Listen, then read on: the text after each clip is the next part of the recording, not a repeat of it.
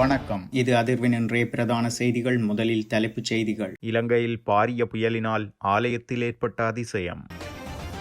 அனுரவின் ஜனாதிபதி காலம் முடிவடைந்தவுடன் அவரை கைது செய்யுமாறு சிஐடியில் புகார். சிறையில் உள்ள முன்னாள் அமைச்சர்களின் அறையில் சிக்கிய பொருட்கள். யாழ் பல்கலைக்கழக மருத்துவ பீடத்தில் மாணவியொருவரால் திடீர் குழப்பம், சிக்கினார் தென்னிலங்கை யுவதி. திருகோணமலை புத்தர் சிலை விவகாரம், சரத் வீரசேகர வெளியிட்ட பகிரங்க கருத்து. 2.5 மாத குழந்தை பலி, உண்மையை மறைத்ததாக தந்தை கைது. அரசினால் முன்வைக்கப்பட்டுள்ள புதிய கல்வி திட்டத்தை 6ஆம் வகுப்பு முதல் உடனடியாக ஆரம்பிக்குமாறு கண்டியில் ஆர்ப்பாட்டம். பாடத்தொகுதி சர்ச்சை விவகாரம், தேசிய கல்வி நிர்வாகத்தின் துணை இயக்குனர் ஜெனரல் கட்டாய விடுப்பில் அனுப்பப்பட்டார்.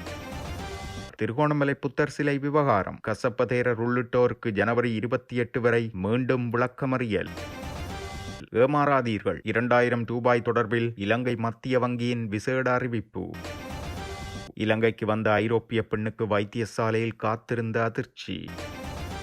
இணைய விளம்பரங்களில் கோடி ரூபாய் பண மோசடியில் சிக்கிய பெண்கள் கும்பல். டிட்வா புயல் இழப்பீடு செலுத்தும் பணியிலிருந்து விலகும் கிராம சேவகர்கள். அனைத்து தனியார் பேருந்துகளிலும் GPS சாதனம். கழிவறையில் கண்டெடுக்கப்பட்ட டிஷ்யூ பேப்பர், அச்சத்தில் பயணிகள். இண்டிகோ விமானம் அவசரமாக தரையிறக்கம். நடந்ததென்ன? வடக்கிற்கு வந்து அரசியல் நாடகங்களை நடத்துவதை நிறுத்திக் கொள்ளுமாறு ஜனாதிபதி அனுரவுக்கு தமிழரசுக் கட்சி கோரிக்கை. கொழும்பில் போக்குவரத்து நெரிசலை குறைக்க புதிய மேம்பாலம் திறந்து வைப்பு.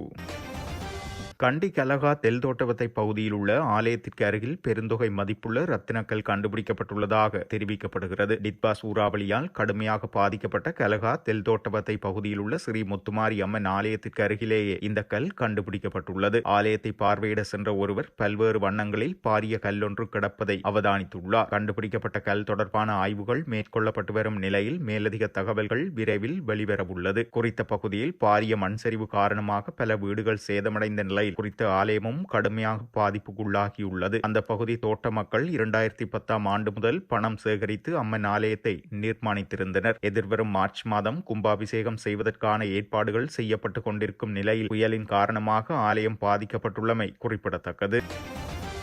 ஜனாதிபதி அனுரகுமார திசாநாயக்கவை ICCPR சட்டத்தின் கீழ் கைது செய்யுமாறு பிவித்துருகெல உரிமைய கட்சியின் இளைஞர் அணியின் செயலாளர் குமார ராஜரத்ன குற்றவியல் விசாரணைகள் திணைக்களத்தில் முறைப்பாடொன்றை செய்துள்ளார். யாழ்ப்பாணத்தில் ஜனாதிபதி ஆற்றிய உரை நாட்டின் ஒற்றுமைக்கும் சமாதானத்திற்கும் பாதிப்பை ஏற்படுத்தியுள்ளதால் அது தொடர்பில் விசாரணைகளை நடத்துமாறு குற்றவியல் விசாரணை திணைக்களத்தில் முறைப்பாடு செய்யப்பட்டுள்ளது. அது தொடர்பில் குமார ராஜரத்ன மேலும் கூறியதாவது: பௌத்த மக்கள் போயா தினத்தில் அனுராதபுரத்தை கடந்து யாழ்ப்பாணத்தில் உள்ள விகாரைக்கு வந்து வைராக்கியத்தை விதைப்பதாக ஜனாதிபதி தெரிவித்திருந்தார். இந்த நாட்டு மக்கள் சுதந்திரமாக தமது மத அனுஷ்டானங்களை செய்து தங்களின் அடையாளங்களை வெளிப்படுத்தியவர்கள். இன்று அரசாங்கத்திடம் கேட்டுக்கொண்ட மத ஸ்தலங்களுக்கு செல்ல வேண்டும். இவ்வாறான பிரச்சாரங்களால் தமிழ் மக்கள் மத்தியில் சிங்கள மக்களுக்கு எதிரான குரோதத்தை விதைப்பதாகவும் உள்ளது. தனக்கு விரும்பிய மதத்தை பின்பற்ற மக்களுக்கு இருக்கும் சுதந்திரத்தை ஜனாதிபதி தனது அதிகாரத்தை கொண்டு கட்டுப்படுத்த முயற்சிக்கிறாரா என்ற வினாவை கேட்கிறேன். ஆனால் ஜனாதிபதிக்கு வழங்கப்பட்டிருக்கும் வரப்பிரசாதங்களால் சட்ட நடவடிக்கை எடுக்க முடியாததால் அவரின் பதவிக்காலம் முடிந்தவுடன் சட்டத்தின் முன் அவர் நிறுத்தப்பட வேண்டும் எனவும் கேட்டுக்கொண்டோம் எனவும் அவர் குறிப்பிட்டுள்ளார்.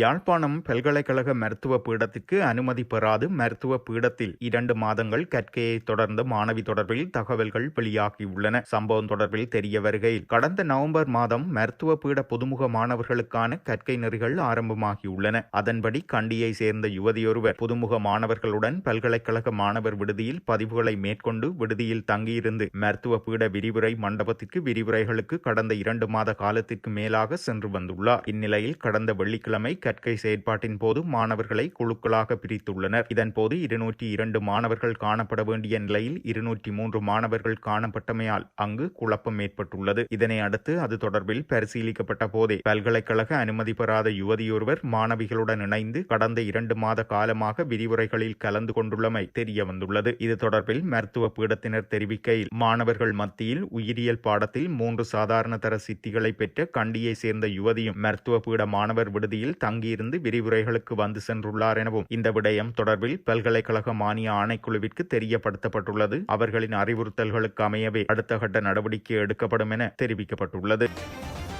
பாணந்துறை அலுபோமுல்ல பகுதியில் தந்தையின் செயலால் 2.5 மாத குழந்தை உயிரிழந்த சோகமான சம்பவம் நிகழ்ந்துள்ளது. மேற்படி பகுதியை சேர்ந்த தந்தை ஒருவர் தனது 2.5 மாத குழந்தையை தூக்கி வைத்திருந்த நிலையில் உறக்கத்தில் கீழே வீழ்ந்துள்ளார். தந்தை உறக்கத்தில் வீழ்ந்ததால் குழந்தையின் தலை சீமெந்து திரையில் மோதியுள்ளதாக தெரிவிக்கப்படுகிறது. இதனையடுத்து நடந்த சம்பவத்தை மறைத்து குழந்தை கொழும்பு சீமாட்டி ரிச்வே சிறுவர் மருத்துவமனையில் அனுமதிக்கப்பட்டதாகவும் அதன் பின்னர் சிகிச்சை பலனின்றி குழந்தை உயிரிழந்துள்ளதாகவும் அலுபோமுல்ல காவல்துறையினர் தெரிவித்துள்ளனர். இந்த நிலையில் சம்பவம் குறித்து உண்மைகளை மறைத்ததாக கூறி காவல்துறையினர் குழந்தையின் தந்தையை கைது செய்துள்ளனர். குழந்தையின் தலையில் ஏற்பட்ட காயத்தால் மூளையில் ரத்தம் உறைந்தமையே மரணத்திற்கு காரணம் என்று பிரேத பரிசோதனையில் உறுதி செய்யப்பட்டுள்ளது. கவனக்குறைவாக செயற்பட்டு குழந்தையின் மரணத்திற்கு காரணமாக்கியமை தொடர்பிலேயே தந்தையை காவல்துறையினர் கைது செய்துள்ளனர்.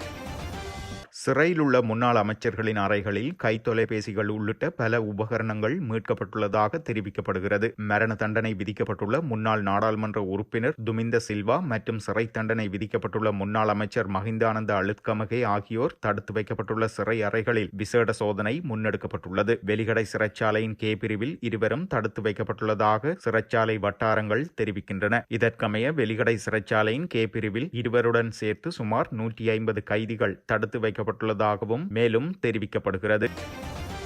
இலங்கை மத்திய வங்கி அதன் 75வது ஆண்டு நிறைவை கொண்டாடும் வகையில் 2000 ரூபாய் நாணயத்தாள்களின் முக்கிய பாதுகாப்பு அம்சங்களை வெளியிட்டுள்ளது. மத்திய வங்கியின் கூற்றுப்படி இந்த 2000 ரூபாய் நாணயத்தாள்கள் பொதுமக்கள் அதன் நம்பகத்தன்மையை எளிதாக சரிபார்க்க உதவும் வகையில் பல பாதுகாப்பு அம்சங்களை உள்ளடக்கியுள்ளதாக தெரிவித்துள்ளது. இந்த தாளை வெளிச்சத்திற்கு உயர்த்தி பிடித்தால் வாளினை கொண்ட சிங்கம் முழுமையாக தெளிவாக தெரியும். மேலும் வெளிச்சத்திற்கு உயர்த்தி பிடிக்கையில் பாதுகாப்பு நூல் நீல நிறத்திலிருந்து பச்சை நிறத்திற்கு மாறி கொழும்பில் உள்ள கடிகார கோபுர காட்டுகிறதெனவும் அத்துடன் பார்வை குறைபாடுள்ளவர்களுக்கு உதவ வடிவமைக்கப்பட்ட 6 தொட்டுணரக்கூடிய பட்டைகள் உள்ளதாகவும் கூறப்படுகிறது. இதனால் போலி ரூபாய் தாள்களை கண்டுபிடிக்கவும் இந்த அம்சங்களை பயன்படுத்துமாறு மத்திய வங்கி பொதுமக்களை வலியுறுத்துகிறது.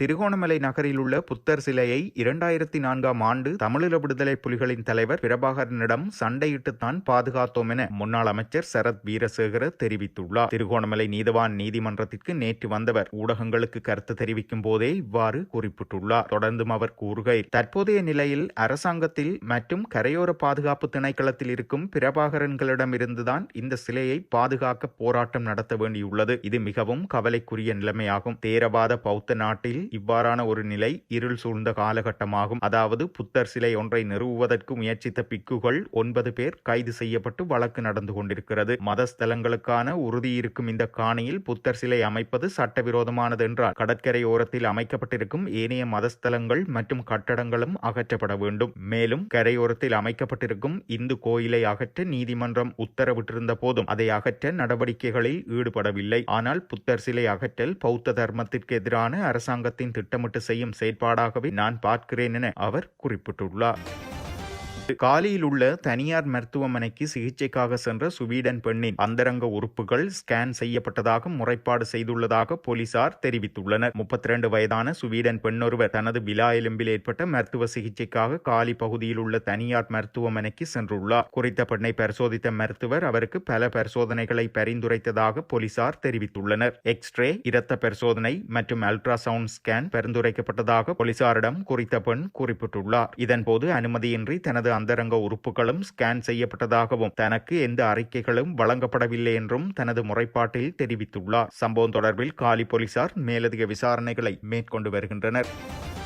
6ஆம் வகுப்பு ஆங்கில பாடத்திட்ட சர்ச்சை தொடர்பாக தேசிய கல்வி நிறுவனத்தின் துணை இயக்குநர் ஜெனரல் தர்சன சமரவீர கட்டாய விடுப்பில் அனுப்பப்பட்டுள்ளார். இந்த விவகாரம் தொடர்பாக தேசிய கல்வி நிறுவனத்தின் மேலும் 2 அதிகாரிகள் பணி நீக்கம் செய்யப்பட்டுள்ளனர். இந்த சம்பவம் தொடர்பாக குற்றப்புலனாய்வுத்துறை விசாரணையை தொடங்கியுள்ளது. அதே நேரத்தில் தேசிய கல்வி நிர்வாகத்தால் தனியான உள் விசாரணையும் நடத்தப்படுகின்றமை குறிப்பிடத்தக்கது. இது இவ்வாறு இருக்க அரசினால் முன்வைக்கப்பட்டுள்ள புதிய கல்வி திட்டத்தை 6ஆம் வகுப்பு முதல் உடனடியாக ஆரம்பிக்கும்படி வேண்டுகோள் விடுத்து ஆர்ப்பாட்டம் ஒன்று நேற்றைய தினம் கண்டியில் இடம்பெற்றுள்ளது. குறித்த ஆர்ப்பாட்டமானது கண்டியில் உள்ள மத்திய மாகாண கல்வி திணைக்களத்தின் முன் இடம்பெற்றுள்ளது. இந்த ஆர்ப்பாட்டத்தை பெற்றோர்கள், ஆசிரியர்கள் மற்றும் பலர் இணைந்து மேற்கொண்டுள்ளனர்.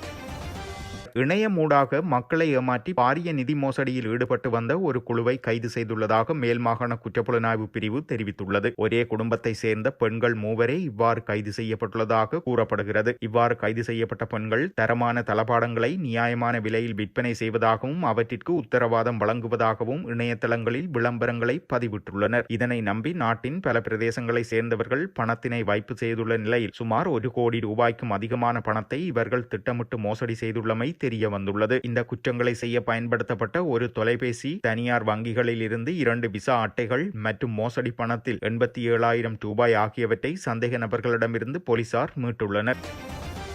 டிட்வா சூறாவளி காரணமாக ஏற்பட்ட அனர்த்தங்களினால் பகுதியளவில் சேதமடைந்த வீடுகளுக்கு 5 லட்சம் ரூபாய் இழப்பீடு வழங்கும் செயற்திட்டத்தில் இருந்து விலகி செயற்படுவதற்கு கிராம உத்தியோகத்தர்கள் தீர்மானித்துள்ளனர். இழப்பீடு வழங்கும் முறையில் நிலவும் குறைபாடுகள் காரணமாக இந்த தீர்மானம் எட்டப்பட்டுள்ளதாக இலங்கை ஐக்கிய கிராம உத்தியோகத்தர்கள் சங்கம் தெரிவித்துள்ளது. அனர்த்தங்களினால் பகுதியளவில் சேதமடைந்த வீடுகளுக்கு 5 லட்சம் ரூபாய் இழப்பீடு வழங்கும் செயற்திட்டம் தொடர்பாக வெளியிடப்பட்ட சுற்று நிரூபத்தில் பல்வேறு குறைபாடுகள் காணப்படுகின்றன எனவும் இதற்கமைய குறித்த இழப்பீட்டை வழங்கும் போது கிராம உத்தியோகத்தர்களே நெருக்கடிகளை எதிர்கொள்ள வேண்டியுள்ளதாக இலங்கை ஐக்கிய கிராம உத்தியோகத்தர்கள் சங்கத்தின் தலைவர் நந்தன ரணசிங்க சுட்டிக்காட்டியுள்ளார். இந்நிலையிலேயே டிட்வா சூறாவளி காரணமாக ஏற்பட்ட அனர்த்தங்களினால் பகுதியளவில் சேதமடைந்த வீடுகளுக்கு 5 லட்சம் ரூபாய் இழப்பீடு வழங்கும் செயற்திட்டத்தை நாங்கள் தொடர்ந்து முன்னெடுக்கப் போவதில்லை என அவர்கள் குறிப்பிட்டுள்ளனர். இந்த ஆண்டு அனைத்து தனியார் பேருந்துகளிலும் ஜிபிஎஸ் சாதனங்களை பொருத்த முயற்சிகள் மேற்கொள்ளப்படும் என மேல் மாகாண வீதி பயணிகள் போக்குவரத்து அதிகார சபையின் தலைவர் காமினி ஜாசிங்க தெரிவித்துள்ளார். மேல் மாகாணத்தில் இயக்கப்படும் தனியார் பேருந்துகளில் ஜிபிஎஸ் சாதனங்களை பொருத்தும் பணி மார்ச் மாதத்திற்குள் நிறைவடையும் என்று எதிர்பார்க்கப்படுவதாகவும் அவர் தெரிவித்துள்ளார். பயணிகளிடமிருந்து பெறப்பட்ட முறைப்பாடுகளை கருத்தில் கொண்டு இந்த நடவடிக்கை எடுக்கப்பட்டதாகவும் அவர் கூறியுள்ளார். குறிப்பாக தனியார் பேருந்துகள் சரியான நேரத்தில் இயக்கப்படுவதில்லை என்றும் அதிக எண்ணிக்கையிலான பேருந்துகள் மிக மெதுவாகவோ அல்லது மிக வேகமாகவோ தங்கள் இலக்குகளில் இயக்கப்படுவதாகவும் பயணிகளிடமிருந்து பல முறைப்பாடுகள் கிடைக்கப்பெற்றுள்ளன. இந்த முறைப்பாடுகளை கருத்தில் கொண்டு தனியார் பேருந்துகளில் ஜிபிஎஸ் சாதனங்களை நிறுவவும் அவை சரியான நேரத்தில் தங்கள் இலக்குகளை அடைகின்றனவா என்பதை தீர்மானிக்கவும் தேவையான நடவடிக்கைகள் எடுக்கப்படும் என்றும் காமினி ஜாசிங்க தெரிவித்துள்ளார். கடவத்தையிலிருந்து அதிவேக நெடுஞ்சாலையில் இயங்கும் 101 பேருந்துகளுக்கு ஒரு முன்னோடி திட்டம் அறிமுகப்படுத்தப்பட்டுள்ளதாகவும் அது மிகவும் வெற்றிகரமாக செயற்படுத்தப்படுவதால் இலங்கையில் உள்ள அனைத்து தனியார் பேருந்துகளிலும் இந்த ஜிபிஎஸ் சாதனங்களை நிறுவ நடவடிக்கை எடுக்கப்படும் என்றும் அவர் கூறியுள்ளார். இலங்கையில் தற்போது சுமார் 15,000 தனியார் பேருந்துகள் இயக்கப்படுவதாகவும் இந்த ஆண்டு அனைத்து பேருந்துகளிலும் ஜிபிஎஸ் சாதனங்கள் பொருத்தப்படும் என்றும் காமினி ஜாசிங்க தெரிவித்துள்ளார். டெல்லியில் இருந்து 230 பயணிகளுடன் பறந்து கொண்டிருந்த இண்டிகோ விமானத்தில் கழிவறையில் கண்டெடுக்கப்பட்ட ஒரு சிறிய டிஷ்யூ காகிதத்தால் விமானம் அவசரமாக தரையிறக்கப்பட்ட சம்பவம் ஒன்று பதிவாகியுள்ளது. நேற்று காலை டெல்லியில் இருந்து புறப்பட்ட இண்டிகோ விமானம் நடுவானில் பறந்து கொண்டிருந்த போது அதன் கழிவறையில் கையால் எழுதப்பட்ட ஒரு குறிப்பு கண்டெடுக்கப்பட்டுள்ளது. அக்காகிதத்தில் விமானத்தில் வெடிகுண்டு இருப்பதாக எழுதப்பட்டிருந்ததால் விமானத்தில் பெரும் பதற்றம் நிலவியிருந்தது. மிரட்டல் விடுக்கப்பட்டதை தொடர்ந்து பாதுகாப்பு நெறிமுறைகளின்படி விமானம் உடனடியாக லக்னோ விமான நிலையத்திற்கு திசை திருப்பப்பட்டுள்ளது. காலை 8:46 அளவில் விமான நிலைய கட்டுப்பாட்டு அறைக்கு தகவல் வழங்கப்பட்டு 9:17 அளவில் விமானம் லக்னோவில் பத்திரமாக தரையிறக்கப்பட்டுள்ளது. விமானத்தில் 8 சிறுவர்கள், 2 விமானிகள் மற்றும் 9 பணியாளர்கள் என மொத்தம் 238 பேர் காணப்பட்டுள்ளனர். விமானம் தரையிறங்கியதும் அது தனிமைப்படுத்தப்பட்ட பகுதிக்கு கொண்டு செல்லப்பட்டு உடனடியாக ராணுவத்தினர் மற்றும் வெடிகுண்டு அகற்றும் பிரிவினர் விமானத்தை சூழ்ந்து தீவிர சோதனையில் ஈடுபட்டுள்ளனர். பயணிகள் அனைவரும் பத்திரமாக வெளியேற்றப்பட்டு அவர்களது உடைமைகளும் முழுமையாக சோதனைக்கு உட்படுத்தப்பட்டது. எனினும் எவ்வித சந்தேகத்துக்கும் இடமான பொருட்களும் மீட்கவில்லை என இந்திய ஊடகங்கள் தெரிவித்துள்ளன.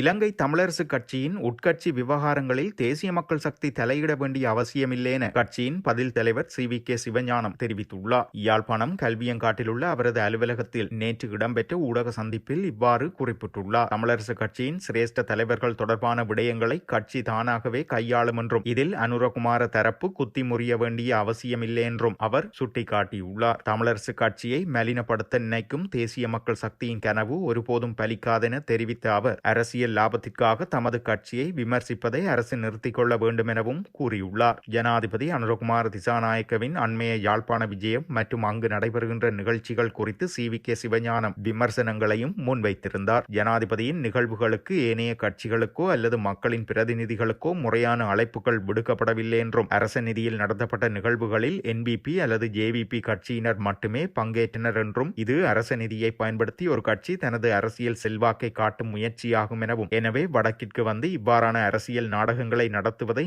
நிறுத்திக் கொள்ளுமாறு ஜனாதிபதியை கோருவதாக அவர் தெரிவித்துள்ளார்.